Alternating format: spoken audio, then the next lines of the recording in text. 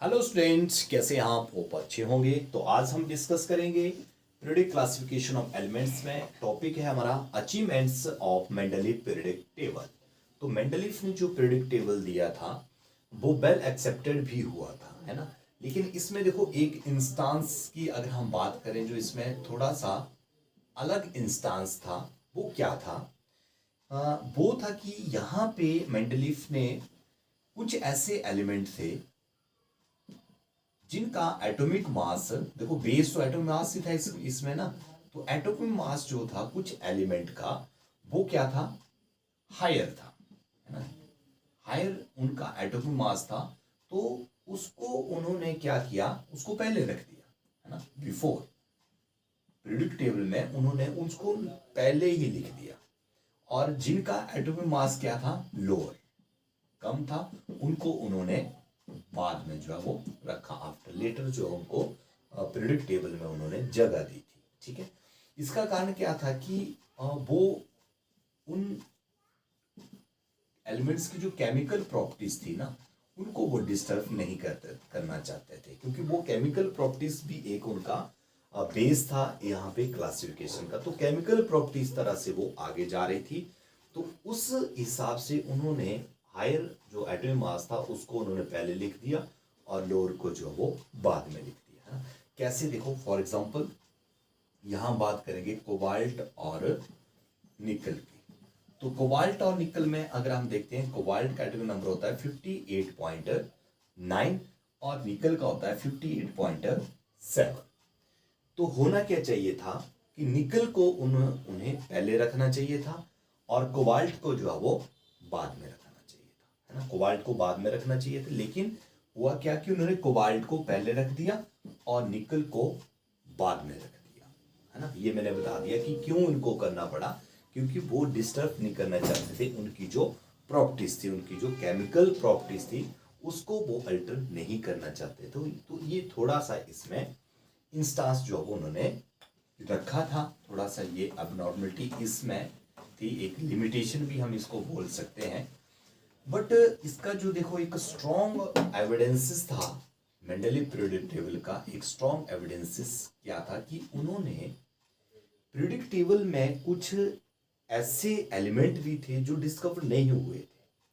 तो उन्होंने क्या किया था, उन्होंने वहां पे उसके लिए क्या जगह जो है वो छोड़ दी, एक स्पेस जो है उन्होंने छोड़ दिया था।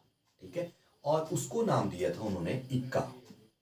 और उस एलिमेंट का नाम दिया था जो एलिमेंट जो है वो पहले उससे उससे पहले जो उसकी जगह थी। जैसे इक्का वर्ड, इक्का का होता है वन, और ये संस्कृत का वर्ड होता है। तो उन्होंने क्या किया, यहां पे ये प्रीफिक्स लगाया उन्होंने इक्का। और प्रीफिक्स कहां पे लगाया, ये समझने वाली बात है। जैसे फॉर एग्जांपल मैं बात करता हूं कि प्रीसीडिंग एलिमेंट ऑफ कार्बन। तो प्रीसीडिंग एलिमेंट इनकी पिछला जो एलिमेंट है कार्बन का, वो क्या है? वो है बोरॉन, है ना। तो उन्होंने क्या किया कि अगर एक एलिमेंट उन्होंने डिस्कवर कर लिया, तो उसके जो पीछे वाला एलिमेंट है ना, वहां उसको उसने क्या किया, स्पेस छोड़ दिया और उसका नाम क्या कर दिया, उसके साथ जोड़ दिया इक्का। जैसे इक्का कार्बन, तो इक्का कार्बन मींस बोरोन, है ना। तो प्रीसीडिंग एलिमेंट ऑफ कार्बन जो होगा वो बोरोन होगा। तो उसको बोरोन तो बाद में डिस्कवर होगा, तो उसका नाम दिया इक्का कार्बन, है ना। तो देखो, जैसे और एग्जांपल हम करते हैं यहाँ पे, जैसे स्कैंडियम, एक स्कैंडियम का एग्जांपल लेते हैं हम, एक गैलियम का एग्जांपल लेते हैं हम, और एक लेता हूं मैं जर्मेनियम का एग्जांपल। अब ये तीनों एलिमेंट जो थे उस टाइम पे ये डिस्कवर नहीं हुए थे। ठीक है।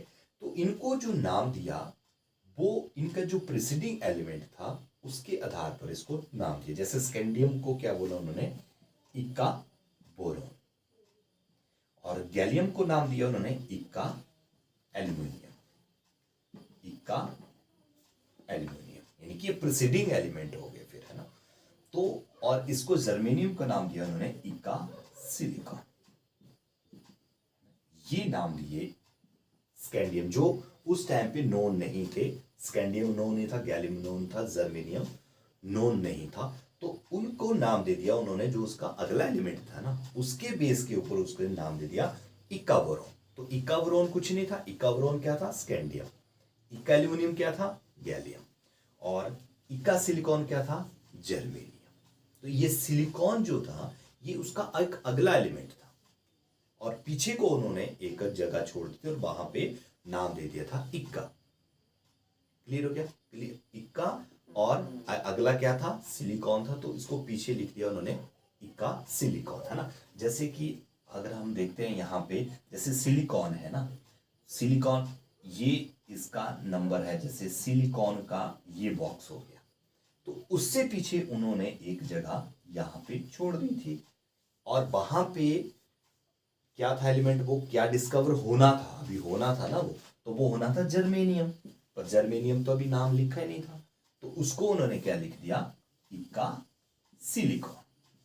इक्का सिलिकॉन जो लिख दिया। और जब जर्मेनियम जो एलिमेंट डिस्कवर किया गया, खोजा गया फिर ये, तो इस इक्का एल्युमिनियम को हटाकर इसकी जगह क्या लिख दिया?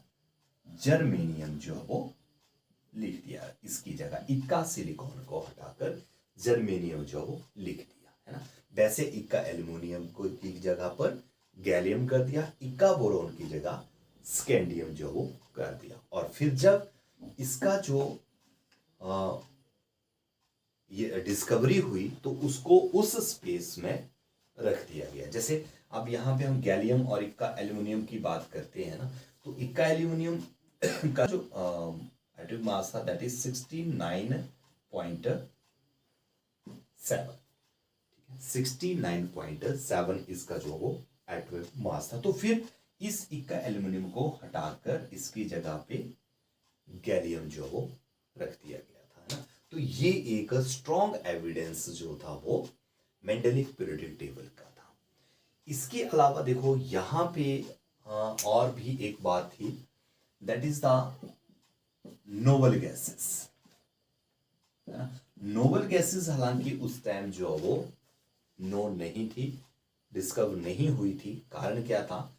एक तो कारण था कि ये इनर्ट थी, इनर्ट गैसेस है एटमॉस्फेयर में, और किसी के साथ ये रिएक्टिविटी जो वो शो नहीं करती थी। और सेकंड था कि वो स्मॉल क्वांटिटी में थे, उनकी जो क्वांटिटी थी वो स्मॉल थी, बहुत कम क्वांटिटी में थी, और ऊपर से इनर्ट भी थी।